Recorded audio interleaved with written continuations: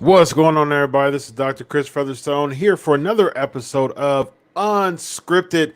This is fun every single week. We have a great time. So, you know what's so funny, man? So here's the deal. Today, I'm gonna give a shout out to this guy. He's there's certain people you meet, in the pro wrestling business. I've been doing this for nearly a decade now. And there's just certain people you meet, man, that's just like really nice guys. This is one of them. And so this person is a former WCW Tag Team Champion, Hardcore Champion, and Cruiserweight Champion. And you've seen him in WWE as well. And today I'm purposely wearing a Ring of Honor shirt. How about that? Because lately, COVID lately, as of earlier this year and last year, he's been spending his time a lot in Ring of Honor. Ring of Honor actually having the first show in a while. They're bringing back their annual show, their biggest show of the year, Final Battle, coming up next month, and he was at last year's Final Battle. So, without further ado, he is the champion of Hardcore Champions. He is one of the craziest, nicest guys I know. Crowbar, how are you tonight, sir? How are you, Dr. Chris? What's going on, man? Man, it's a Tuesday, man. Another fun day, another great day to be alive, man. How you doing? Absolutely, yeah. Yep. Thank you for the intro. Very, very nice. Thank you so much. Yeah, man. You deserve it, man. You're it's just there's certain people you meet, man. It's just like, yeah, that's a nice guy, man. So I appreciate as wild as you are as a character, man, you have a nice soft heart. So I have fun with the character, man. It's cool. Absolutely. Thank you. So you are. Last time, I interviewed you on my show, Pancakes and Power Slams, and you were talking about how much how you're a physical therapist and how you were getting into PT school even before, like as you were endeavoring into wrestling and things like that, and now you practice it fully, and you practice it for a while now. And how's that going for you? Actually been doing it 22 years, believe it or not. Amazing. I started my pro wrestling training when I was 17, and from 17 I was training throughout high school. Then I went to school, a regular college. Then I went to PT school, all at the same time while pursuing the physical therapy and wrestling at the same time. So it was a crazy time. And during that, there were nightly stints for WCW, nightly stints for WWE. There was ECW in there, all while I was still going to school. So it was a wild ride. And, it's been almost 30 years in pro wrestling. It's been 22 years in physical therapy. So it's been nuts. Wow. Yeah. Wow. Just to think, man, it's been that and that long. was before the online courses and stuff too. So yeah. that was before that existed. I'm that old. So yeah, wow. Just to think. How does it feel to be in the wrestling business for 3 decades? I'm just having a great time. And I always say it's not fashionable to say. Some guys in the business say it's taboo. You don't dare say it. Mm-hmm. Back then, I was the biggest wrestling fan going. When I was in WCW doing all that cool stuff, I was the biggest fan then, and I'm probably the biggest fan now. It's a really great time, wild time, really fun and wild to see how the business evolves. Some things for the better, some things for the worse, but it's all good, and I enjoy both my careers and feel very lucky and very blessed to have been able to do it. And for almost 3 decades to still be here, it's really, really cool. I did a interview for the Ring of Honor podcast, which will air next week. And I was talking about my last time there. And it really was odd going in to that locker room, not because anything was bad. Everybody was very cordial. Everybody was very respectful. Everybody was very nice. But I walked in there, and for the first time in my whole career, I almost knew nobody. Mm-hmm.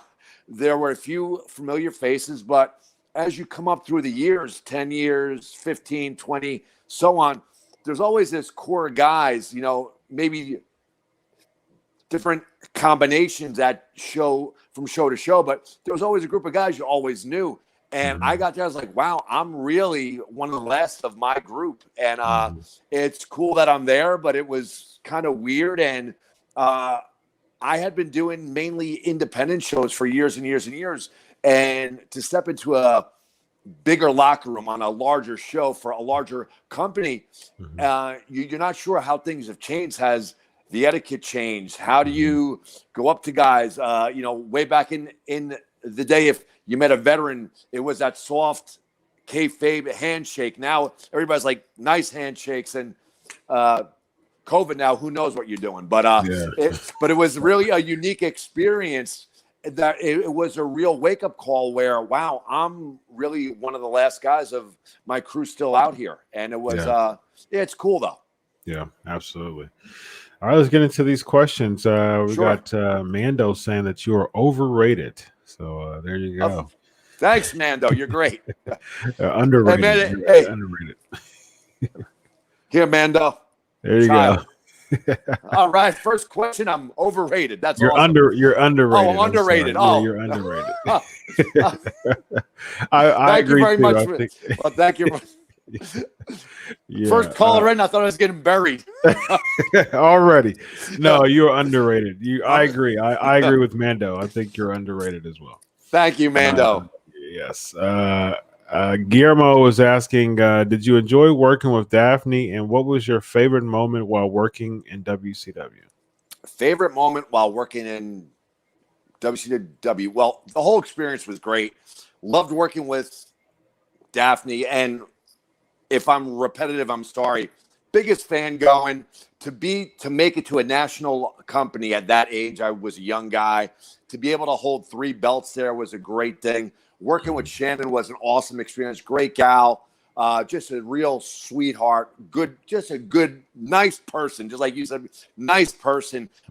If I had to pick one of my favorite moment there, I would probably – I enjoyed work rate-wise working with Chris Candido and Vampiro, and I even had a match on Worldwide with Alan Funk, which might have been one of my favorite matches there, believe it or not. But the moment that would stick out would be, hands down, Starrcade. Huge fan of Terry Funk. Starrcade was... Alan Funk is in Lodi? No, Kwee-Wee. Kwee-Wee, yeah. He became the Kwee-Wee. Yeah. Kwee-Wee, yeah. Lodi was his colleague, right? No, that was what was Lenny and Lodi. Lenny and Lodi. Different Lenny guy. Lane? Yeah. Lenny Lane. Yeah. Yeah. Okay, so yeah, Lenny Lane and Lodi. Queewee had Yeah, like the hair Queewee. way Yeah, up I in the remember air. Queewee. Yeah. Yeah. He got injured real bad, didn't he? Yeah. Yeah. His He face got smashed or something like that on like yeah. a dive or a leg drop or something like that. Lodi was the flock, right? Yes. Yeah, okay, yeah, that's right. I remember Queewee. Yeah. He was somebody else. It was Queewee and it was something else, right? Alan Funk was his first name on the Saturday Night Show. He was Angry Alan Funk, and that was I actually worked him as Alan Funk on the Worldwide show, and probably 5 people probably seen the match, and it was one of my favorite matches there. Nice. Bruce, that's what it was. He was Bruce. That was yeah. He was in TNA. Yes. In TNA. Yeah. Yes. Yeah.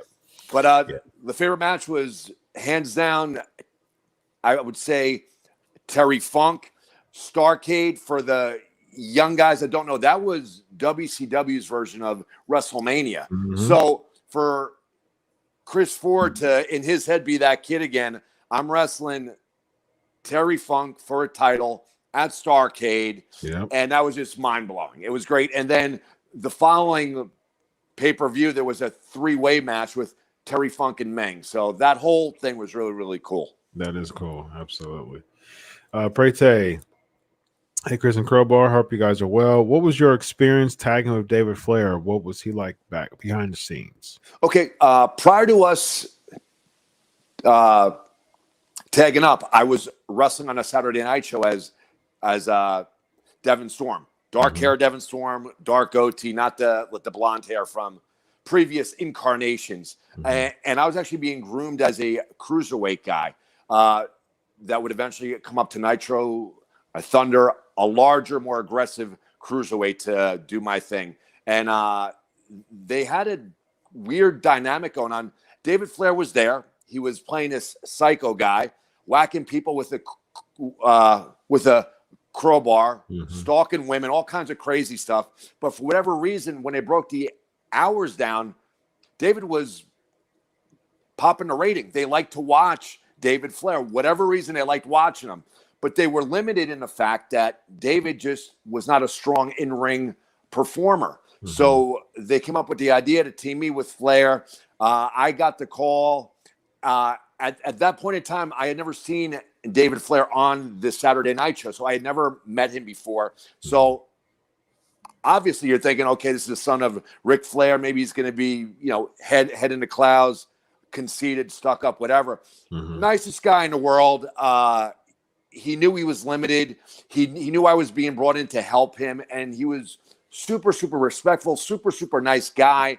He was in a tough situation. Like, how do you possibly fill the boots of Ric Flair? You can't. You can't. Yeah. But he knew that he was happy to be there as well. He knew his limitations. He tried to learn. He did learn. And real great guy. I had a great time with both him and Shannon. We were 3 young kids having a great time. That's awesome. Guillermo, how'd you come up with the name Crowbar? I think you kind of alluded to that. And what is your opinion on Retribution members named T-Bar, Slapjack, and Mace? I guess you can add Reckoning too, according to Mia Yim. They came up with the Crowbar name. We did a skit where I met David Flair and Daphne at a gas station, and they were being chased down by Vampiro and the Misfits, who were a third New Jersey like thrash band, punk band. And David pulls up in the car. I'm the gas guy. He asks me what my name is. I say Crowbar. I say some people call me Crowbar. He's going around whacking people with a crowbar. So we connect on the crowbar thing, and that's how that goes. And I don't know. The Retribution thing, I haven't seen a lot of it, admittedly. I heard of the names, and hey, whatever works for those guys, whatever, a lot of people will get on wrestlers saying, how can you pick this name? How can you pick that name? You're doing a job. They tell you you're this name. That's your name. That's it. So they told me I'm a Crowbar. At first I was like, oh, okay. It sounds a little weird, but hey, I'm doing my job. So there's, I I haven't watched it. I'm really not sure how effective it is, how well it's working, or how much people like it. But you just do what they tell you. You know, that's it. Mm-hmm. Kelvin said, I remember when Crowbar wrestled under the name Devin Storm and wrestling in the light heavyweight championship tournament. How was that to work in a light heavyweight tournament? That was pretty cool. I was still full-time in physical therapy school, and I was flying out to do with the WWE light heavyweight tournament, which was awesome. I worked with Taka Michinoku in the first round. Bleach blonde hair, looked nothing like this at all, and way younger too. And again, at that time, that was being called the first ever WWE F at that time light heavyweight tournament, and it was just another great experience, great opportunity that I was gifted with in my career. It was awesome. Absolutely. Lenard is saying, hey, Crowbar, good to have you here. You've worked for every major American promotion, which is true, which is a remarkable feat. Could we see you involved with AEW in the future? Have there been any talks? There have been no talks as of right now. I'm just doing my thing. You know, I love wrestling. I do it when I can. I have my PT practice. I follow their product. I enjoy their product. As of right now, no talks, but there's a lot of guys there that I know I could have some really interesting matches with, some good matches, and you know, see where it goes. You know, I'm up for anything. Okay, so let me piggyback off of that. If you were, if Tony Khan gave you a call and said, "Hey, Chris, we want to bring you on. You get to pick where you want to be right now, whatever angle, whatever you want to do right now," what would it be? That's tough. There's a few guys there I like. I've always liked going back to when I worked with Sabu or guys like that. I'm proficient in that style, but when you have two guys that do that style, if you have two guys trying to outspot each other, to me, it looks like there's too much going on. When I worked with Sabu often in the past, I would often take a step back, assume more of the power role, more of the throws, the suplexes, stuff like that. And I like to tell the story where I'm more of the base guy that's basing for the other guy and be more aggressive. I would love to work with Darby Allin. I would love to work with Joey Janela, who I've worked with before in New Jersey.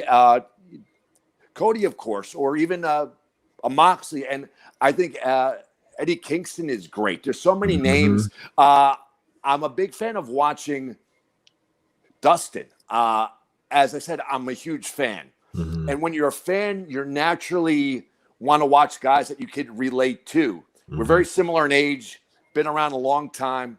He showed guys that in spite of his age, he could still go. And I would love the opportunity to work with Dustin and show the world what two older guys could do. You know, same goes for Chris Jericho.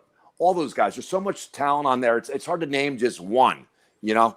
Yeah. One name you said that stuck out that I can definitely see you doing something with immediately would be Darby Allin. I definitely think that, you know, if I had the books, you know, and I brought you in, it would definitely immediately when I'm thinking about you, it would be something dealing with Darby Allin. It would just like a team, some type of like you playing like an on-screen mentor to him or something like that, or it just really seems like right, you know, just as far as you and Darby working together, that would be really cool. Cool. Let's see. What's your favorite? What's your take on the Cruiserweight title in NXT? To be honest, I haven't watched it a lot. I have to, I'm not prepared for that one. But fill me in, please. And I'm saying, and I'm not being snarky at all. I have to. I work like crazy hours. I record every wrestling program, but I'm usually late getting to them. I watch wrestling as I do my cardio and stuff, so I'm not too familiar with the Cruiserweight title. I'm so sorry. I mean, it's Santos Escobar is the used to be Phantasma, or he used to be in the mask. So he actually unmasked El Hijo del Fantasma. So he was in a mask during the tournament. and then he actually turned heel on Drake Maverick, I believe it was, and then oh gosh, what's his Rui? Oh, I forgot his name. I know that DJZ. Oh gosh, I forgot his name in NXT right now. Yeah, so he joined. There's a couple of people who joined him that weren't really used that much. Gotcha. And they have a stable now, so I think it's a good way to use them.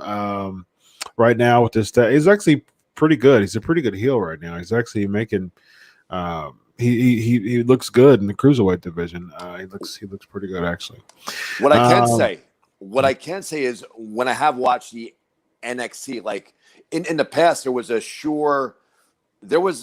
division in the style between the cruiserweights and heavyweight guys, and I watch NXT, and the quote unquote heavyweight or main event guys are just as agile as those cruiserweight guys are. So it's just a whole. It's just I've always said that the athleticism now is on a plane it's unbelievable. It's big guys. They're big. They're agile. They're fast. You have smaller guys that are incredibly fast, incredibly agile. It's just the whole business as a whole, athletically, is on a whole nother level never before seen. Mm-hmm. Yep, agreed. Joakim Wild is DJZ's name now, and then Raul Mendoza was the other person's name. So, Prete's asking, what was your experience working for the WWF in the late 90s? Did you have any interesting interactions with Vince McMahon? There was one incident where I had a quick interaction. There was a show at the Meadowlands Arena. Road Dogg had pulled his hip flexor, I believe, and they all knew that I was in physical therapy school. So it was like touch and go whether Road Dogg was going to be able to wrestle that night. Somebody mentioned to him that I'm going to physical therapy school. I wrapped him up. He was able to work, and are you Devin Storm? Yes. I would like to thank you for wrapping up Road Dogg and enabling him to wrestle. You're very welcome, Mr. McMahon. And he just walked away. That was my interaction. That's it. Okay. And that was it. So that's my story. Not glamorous, but that's my one interaction. Now, you were the light heavyweight tournament was 97? Something like that. I believe around so. There? Yeah. So is that the year that you interacted with Vince? Yeah, it would have to be around that time, that either 97, 98. Somewhere around there, yeah. Cool. Elvis is asking, how big of a Star Wars fan are you? Who was your favorite character? Who is my favorite character? It's hard to narrow it down to one. I love a lot of the heels. I love Jabba the Hutt. Love Boba Fett. Recently, of course, I love Mando. Mando's awesome. The Emperor's great. I like a lot of heels. Darth Maul's one of my favorites. Can't really narrow it down to one, but they're mostly heels. Han's cool. Luke's cool. Big fan of the cool heels, though. Interesting. Yeah. Blash, what are your thoughts on Roman Reigns' current run? Any guesses as to who would be the one to dethrone him? I think Roman Reigns as a heel is awesome. I think it's a long time coming. He's really fallen into that role well, and he just comes across great. And I really enjoy watching him in this role as opposed to like a baby face trying to be forced down to people. So they buy him more with this role than any previous incarnation, in my opinion. Really not sure who's gonna dethrone him. There's so much talent there. They could either have an established guy do it, or they can make a guy by having him defeat him. So I'm really not sure what they're thinking. But I really am a big fan of this new incarnation of Roman Reigns. I like the whole island thing going on. They have it Alpha and Sika. That was really cool. Mm-hmm.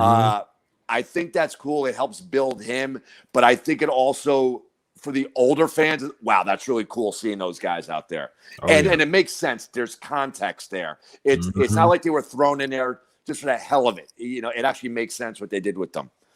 Agreed. Absolutely. It added a layer to his character, I thought. Oh, yeah. Instead of just having them there, you know, they're making an appearance, they're endorsing Roman Reigns. No, there was a layer of character added there with the history and stuff. Absolutely. What was it like being a part of the new church and then TNA? Do you keep in touch with other members of the new church? New church was awesome. I really thought just visually, the first incarnation of the new church was me, Wolfie D. I forget what his name was. I think Slash it was. Yep. We had Malice, who was the Wall from WCW, who just looked incredible. And when you flick through and you see James Mitchell, he just makes you stop and look. You know, if you're a casual fan of wrestling, you see James Mitchell on the TV, you just stop and say, what's going on here? He just has that look. I thought there was a lot of potential. I thought the group looked good. Whenever you have three guys that you can kind of mix and match in tags and like six mans or singles matches, I think it's great. But it was a new company, and I've told the story before. They said, we like you with this group. We want you to move down to Kentucky. No, Tennessee, I'm sorry. Because we don't want to pay your airfare. It's just too expensive. Meanwhile, they were flying in other guys. So to me, as a wrestler, that just shows they're not serious about, or not overly serious about what they want to do with me. I liked the company. I liked the character. I liked the group. I thought the group had a lot of potential. But at that time in my life, it was after WCW. I had gotten married, bought a house. I had a job as an administrator for Health South, which is a huge healthcare company. And that was really my first adult time decision where I had to say, I can't do this. I have a home, a wife, and a great job here. And at that time, Northeast independents were a hotbed. There was shows every weekend and good shows that drew lots of fans. And as much as Chris Ford, the fan, wanted to go and be a part of this, I had to make that adult decision and say, no, I can't do this. So it was tough. Yeah, well, I respect you for that, though. That's good stuff.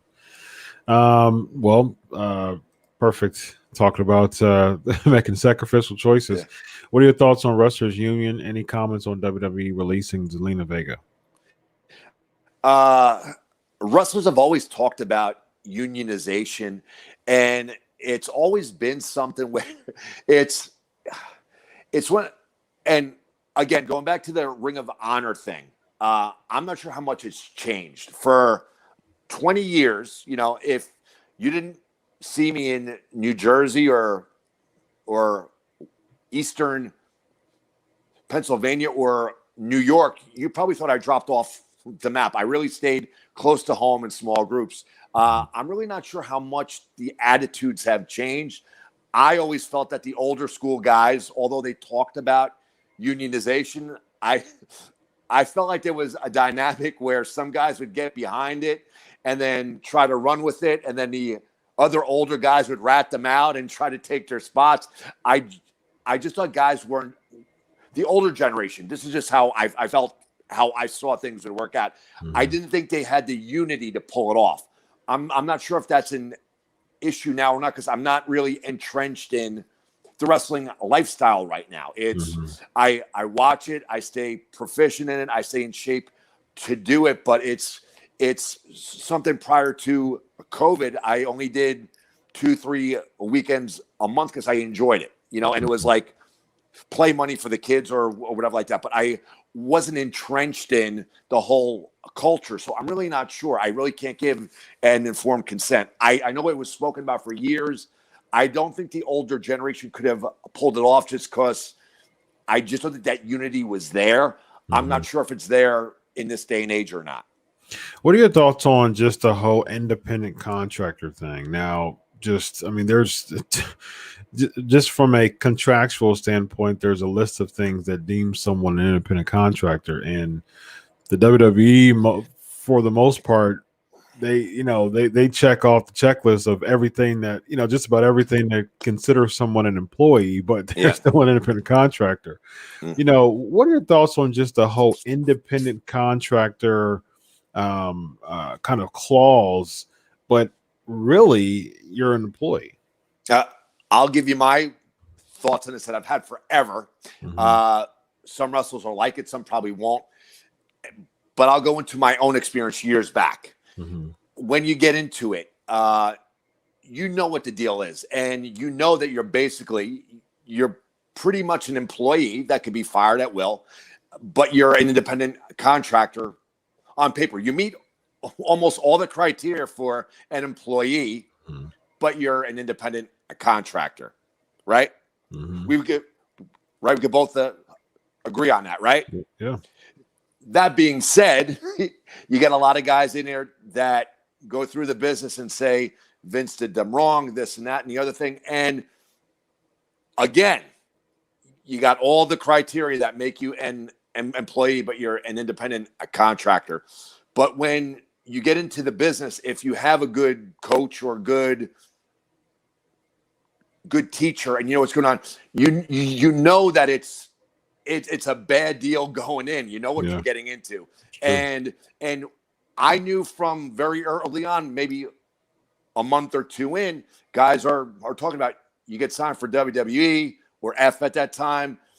You're pretty much an employee, but you're an independent contractor. You sign on for, at that time they would say, hypothetically, you sign on for 3 years. You're giving them 3 years, but they could give you your release with whatever it was, 2-3 months notice, and then you're done. So you're basically an employee, but it's a unfair raw deal going in, and you're still making the decision to say, yeah, I'm going to do this. And it's not fair, but it's still your decision to do this.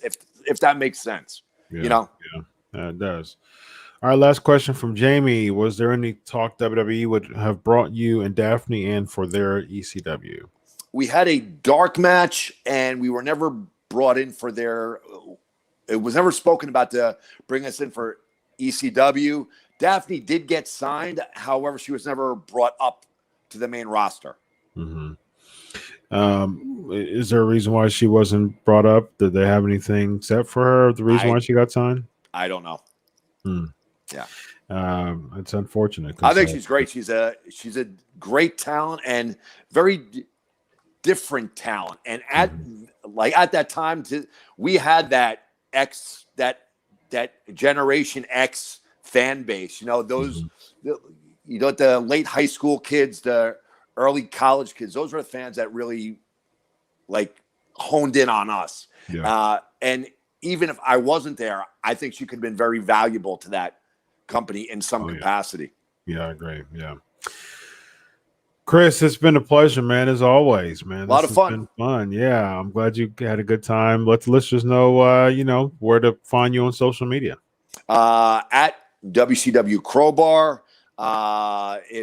And right on there at the top of my page is a link to all the YouTube videos of the promos that I've been doing.